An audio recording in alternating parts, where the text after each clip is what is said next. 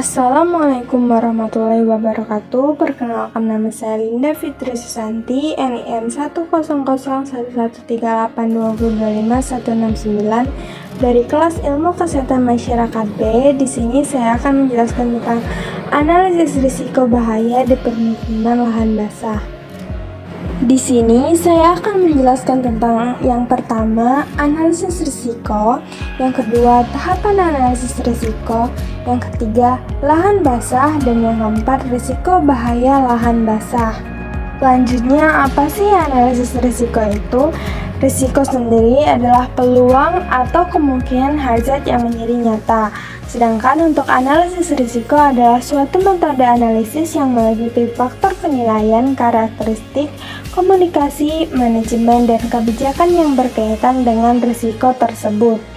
Analisis risiko memberikan masukan untuk proses evaluasi risiko dan dalam mengambil keputusan apakah suatu risiko perlu dikendalikan dan memilih strategi dan metode pengendalian yang tepat. Selanjutnya, tahapan analisis risiko.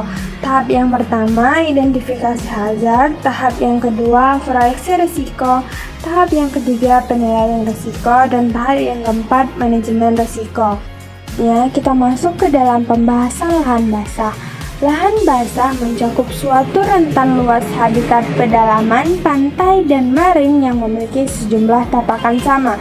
Konvensi Ramsar pada tahun 1971 mentakdirkan lahan basah yang penting secara internasional. Menurut Dukun 1990, lahan basah adalah wilayah rawa, lahan gambut dan air, baik alami maupun buatan, bersifat tetap atau sementara, berair ladung atau mengalir yang bersifat tawar, payau atau asin, mencakup wilayah air maring yang di dalamnya pada waktu surut tidak lebih dari 6 meter.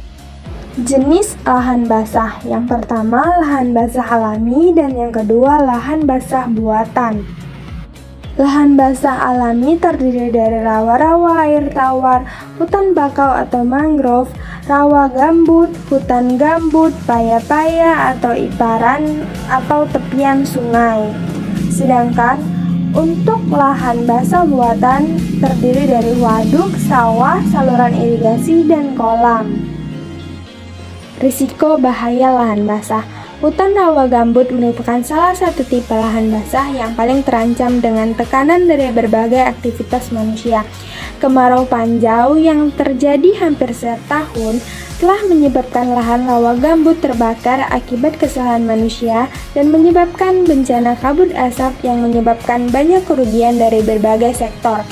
Bencana kebakaran hutan, gambut, dan kabut asap telah menimbulkan banyak kerugian bagi masyarakat secara luas. Tidak sedikit biaya yang telah dikeluarkan untuk mengatasi kebakaran hutan tersebut, mulai dari melakukan hujan buatan, pemadaman dengan pesawat helikopter, dan menerjunkan tim pemadam api dari BNPB maupun dari Satuan TNI telah dikerahkan dengan biaya yang tidak sedikit.